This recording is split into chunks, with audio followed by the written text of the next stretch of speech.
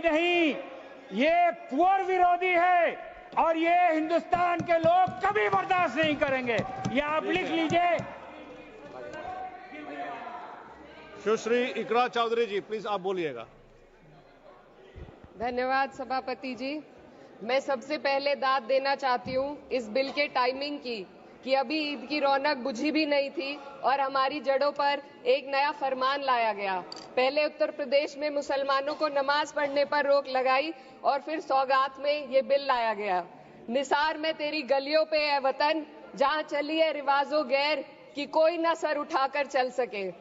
मैं सभापति जी आपको ये बताना चाहती हूँ कि ईद के मौके पर एक विधवा महिला अपनी लड़की के साथ मेरे पास आई और उसने बताया कि वह एक वक्फ की प्रॉपर्टी में रहती है, वही उसके सर पर छत का काम भी करती है और उसकी रोजी रोटी भी वहीं से आती है। वो इस बिल को लेकर इतनी फिक्रमंद थी कि कहीं उससे वो उसकी संपत्ति ना छीन ली जाए। वो अकेली एक ऐसी महिला नहीं है, ऐसे लाखों लोग हैं जो वक्फ की गरीब महिलाएं जो वक्फ की संपत्ति से अपना रोजगार चला रहे हैं। और ये जो वक्फ बाय यूजर क्लॉज के हटाने से लाखों वक्फ की जायदाद अपना स्टेटस खो देंगी और लाखों लोग इसी तरीके के लोग सड़कों पर आ जाएंगे। वक्फ क्या है? वक्फ बाय यूजर क्या है? इसका ये मतलब है कि कोई जायदाद अगर सालों से दीन और भलाई के कामों के लिए इस्तेमाल हो रही हो तो वो खुद ब खुद वक्फ मानी जाएगी। हिंदुस्तान की अदालतों ने भी इस बात को तस्लीम किया है। वक्फ बाय यूजर सिर्फ वक्फ बोर्ड को ही मिली कोई खास सौगात नहीं है, ये बल्कि सभी अन्य धार्मिक ट्रस्टों को परंपरा और यूज के आधार पर बिना किसी डॉक्यूमेंटेशन के धार्मिक चरित्र को डिक्लेयर करने का राइट मिला हुआ है। भारत के संविधान के आर्टिकल 13 क्लॉज 3 में कस्टम और यूसेज को कानूनी वैधानिकता प्रदान करता है। इसी आर्टिकल से वक्फ बाय यूजर भी निकला गया है। इस बिल के कानून बनने पर वक्फ बोर्ड तो इस प्रोविजन से हाथ धो बैठेगा, लेकिन अन्य धार्मिक ट्रस्टों को यह सुविधा जारी रहेगी। इससे भारतीय संविधान के आर्टिकल 14 और 15 का सीधा उल्लंघन है, जो धर्म और जाति के आधार पर भेदभाव और कानून के सामने सभी की बराबरी पर जोर देता है।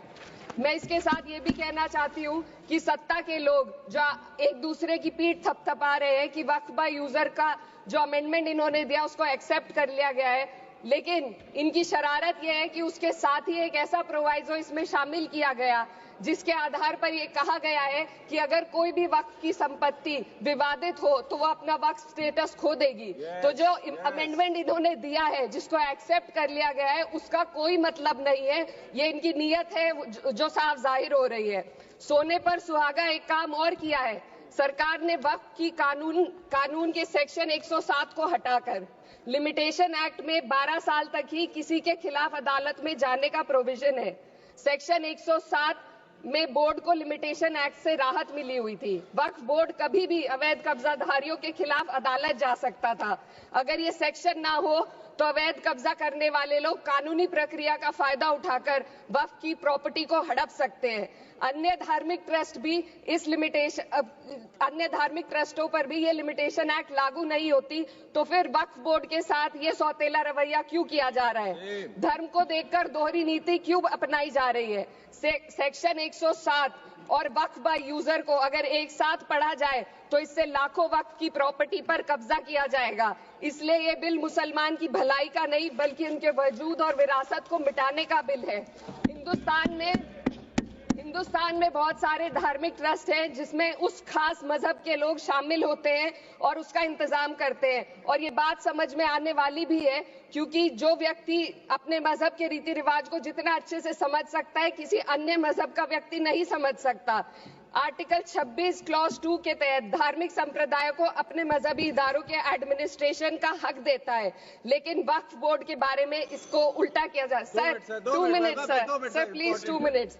सरकार इसे एक सेक्युलर बॉडी मान रही है और इसमें गैर मुस्लिमों को शामिल करने की बात कह रही है। आपके मुंह से सेक्युलरिज्म की बात सुनकर अच्छा लगा, लेकिन अगले ही पल ये भ्रम टूट जाता है, क्योंकि आपको सिर्फ दान देने के लिए प्रैक्टिसिंग मुस्लिम का आपने क्लॉज डाला है, लेकिन बोर्ड में बैठने के लिए मुस्लिम होने की कोई आपकी क्लॉज नहीं है। तो इससे आपकी जो दोहरी नीति है वो साफ जाहिर होती है।